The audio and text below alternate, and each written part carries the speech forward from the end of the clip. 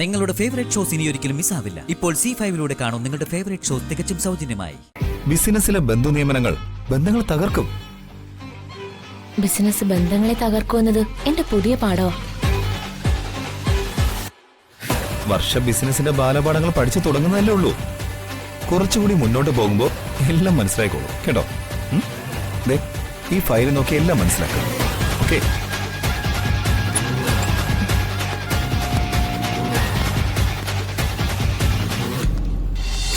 ഇവിടെ ഉണ്ടാകുന്ന ഒരു പ്രശ്നങ്ങൾക്ക് നീ മനസ്സറിഞ്ഞ് സഹായിച്ചിട്ടില്ല.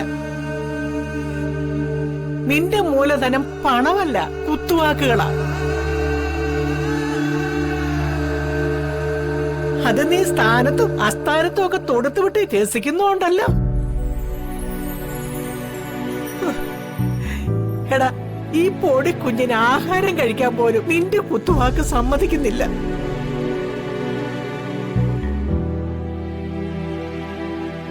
കണക്കായി പോയി. മഹാന്യമായി പണിയെടുത്ത് കൊച്ചിനെ പോറ്റുമെന്ന് എന്നെ കളിയാക്കുന്ന തരത്തിൽ വീമ്പളക്കി പരിഹസിച്ചവളാ ഈ വന്ദന.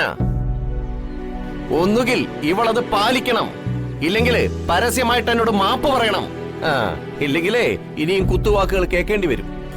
തിന്നു മുടിക്കാൻ വന്നിരിക്കുന്നൊരു അവതാരം.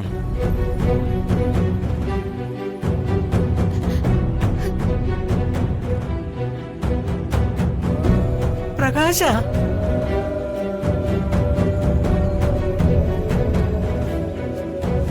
വന്ദനമ്മേ.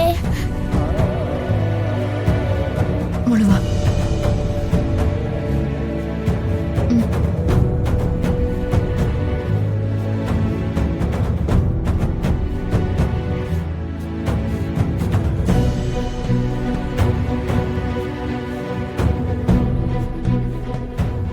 നിങ്ങൾക്ക് എന്താ പ്രകാശേട്ടാ, ഭ്രാന്ത് പിടിച്ചോ? അതെടി, എല്ലാവരും കൂടി എന്നെ ഭ്രാന്ത് പിടിപ്പിക്കുക. എല്ലാവർക്കും ചെലവിനൊടുക്കേണ്ട തലതൊട്ടപ്പനായി എന്നെ മാറ്റിയിരിക്കുക. നടക്കില്ല.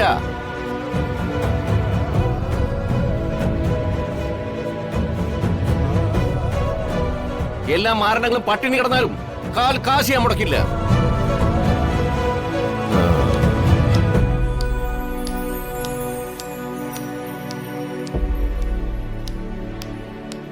നീ വല്ലതും കേൾക്കാൻ നിൽക്കണോ?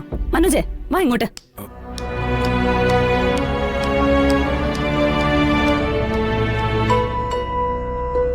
ചന്ദ്രികെ, അവന്റെ ചെവിക്കല്ലിട്ടൊന്ന് പൊട്ടിച്ചിട്ട് മര്യാദ പഠിപ്പിക്കാൻ പറ്റുന്നില്ലേടി നിനക്ക്? അത് വളരെ വൈകിപ്പോയമ്മേ. കുട്ടികളെല്ലാം വലുതായി പോയില്ലേ. പെറ്റവന്റെ കണക്കൊന്നും ഇനി പറഞ്ഞിട്ട് കാര്യമില്ല.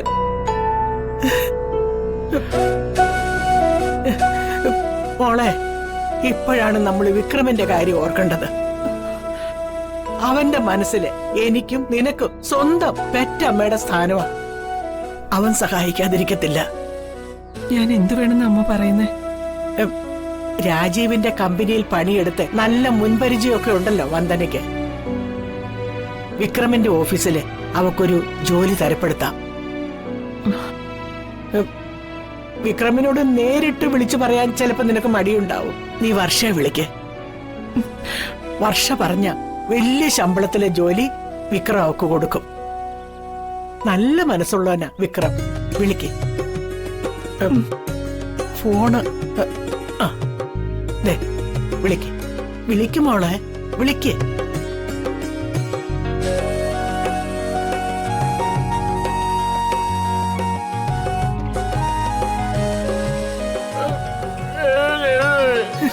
എനിക്കറിയാമേല എന്റെ മോനെ.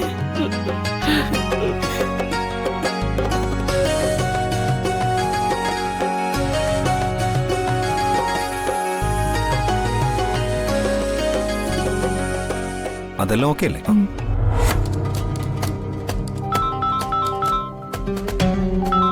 അമ്മയാ. എടുക്ക. അമ്മേ, സുഖം തന്നെയല്ലേ മോളെ? സുഖാണമ്മേ. ഏട്ടനൊത്തുള്ള ജീവിതം ഞാൻ ആസ്വദിക്കുക. എന്നെ പോലൊരു പെണ്ണിന് എത്ര ജന്മം കഴിഞ്ഞാലും സ്വപ്നം കാണാൻ കഴിയാത്ത ജീവിതമാണമ്മേ എനിക്ക് കിട്ടിയത്. അത് കേട്ടാ മതി മോളെ. അമ്മയുടെ ഉള്ളഴിഞ്ഞ പ്രാർത്ഥനയിൽ മനസ്സലിഞ്ഞ ദേവി അമ്മയുടെ കാതുകളിൽ കേൾപ്പിച്ചു തരുന്ന സന്തോഷ വാർത്ത ഇത്. പിന്നെ കേൾക്കട്ടെ നിന്റെ വിശേഷങ്ങളൊക്കെ. 4 ഏക്കർ അമ്മേ ഇപ്പൊ ഏട്ടൻ വാങ്ങിയത്. അതിന്റെ ആധാരം രജിസ്റ്റർ ചെയ്തിരിക്കുന്നത് എന്റെ പേരിലാ. 4 ഏക്കർ ഭൂമി നിന്റെ പേരിൽ വാങ്ങിയെന്നോ? അതെ അമ്മേ. അതിന്റെ പ്രമാണം ഏട്ടൻ ഇപ്പൊ എനിക്ക് കൈമാറിയതേ ഉള്ളൂ. ഈശ്വര, പുതിയ മരുന്ന് കമ്പനിയും എന്റെ പേരിൽ തുടങ്ങാൻ പോവാ. എന്റെ ഈശ്വര, എന്തൊക്കെയാ ഞാൻ ഈ കേൾക്കുന്നത്? സർവ സൗഭാഗ്യങ്ങളും നിനക്കായിട്ട് ദേവി നീക്കി വെച്ചിരിക്കുകയായിരുന്നു മോളെ.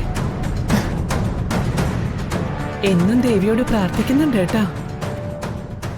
തിരക്കിനിടയിൽ കുറച്ച് സമയം പൂജയ്ക്കും പ്രാർത്ഥനയ്ക്കുമായിട്ട് നീക്കി വെക്കാൻ മറക്കരുത് കേട്ടോ. ഇല്ല അമ്മേ, അതിനുള്ള സമയമൊക്കെ ഏട്ടൻ പ്രത്യേകം അനുവദിച്ചിട്ടുണ്ട്. ആഹാ, ഏട്ടനും ദൈവവിശ്വാസിയാ. അമ്മയ്ക്കൊരു ആവശ്യം പറയാനുണ്ടായിരുന്നു. വിവാഹം അങ്ങോട്ട് കഴിഞ്ഞതല്ലേ ഉള്ളൂ. അതിനു മുൻപ് ആവശ്യങ്ങളൊക്കെ ചോദിക്കുന്നത് ശരിയാണോന്ന് എനിക്കറിയില്ല. അമ്മ എന്ത് വേണമെന്ന് പറയേ. മോളെ, വന്ദന ഇപ്പോ ജോലിയൊന്നും ഇല്ലാതെ ബുദ്ധിമുട്ട്. ദേമോളുടെയും വിനുവിന്റെയും ചിലവൊക്കെ അവള് വഹിച്ചോളാന്ന് സമ്മതിക്കുകയും ചെയ്തിരിക്കുക. ഈ സാഹചര്യത്തില് വിക്രം പുതിയതായിട്ട് തുടങ്ങുന്ന കമ്പനിയില് വന്ദനയ്ക്കൊരു ജോലി കൊടുത്തൂടെ മോളെ? അതിനെന്താ അമ്മേ, അതൊരു നല്ല കാര്യല്ലേ. ഞാൻ ഏട്ടനോട് ചോദിക്കാം. ഏട്ടന് ഒരിക്കലും തടസ്സം പറയില്ല. ഏട്ടാ, പുതുതായി തുടങ്ങുന്ന കമ്പനിയില് വന്ദനേച്ചിക്ക് ഒരു ജോലി കൊടുത്തൂടെ എന്ന് അമ്മ ചോദിക്കുന്നേ. നോ.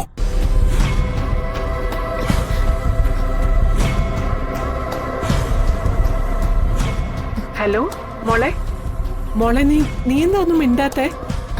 അമ്മേ, ഞാൻ ഏട്ടനോട് സൗകര്യം പോലെ സംസാരിക്കാം. എന്നിട്ട് അമ്മയെ വിളിക്കാം. അത് മതി. എന്നാ വെക്കട്ടെ മോളെ.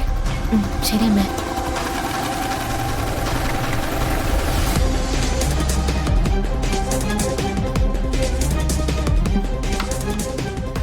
ആനയെ വാങ്ങാൻ കാശുണ്ട്, തോട്ടി വാങ്ങാൻ പണമില്ലെന്നൊരു ചൊല്ല് അച്ഛമ്മ പറഞ്ഞ് ഞാൻ കേട്ടിട്ടുണ്ട്.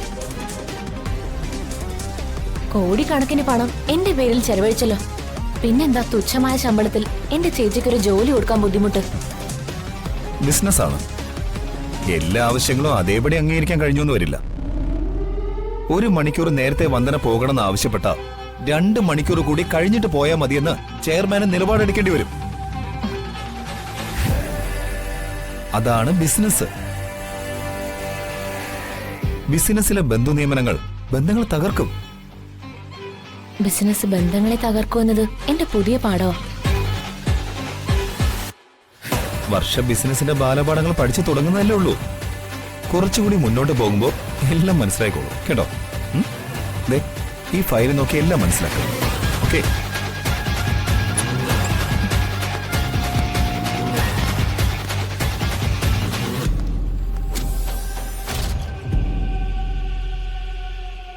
ഡൗൺലോഡ് ചെയ്യൂ C5 ആപ്പ്. കാണൂ എല്ലാ എപ്പിസോഡുകളും സൗജന്യമായി.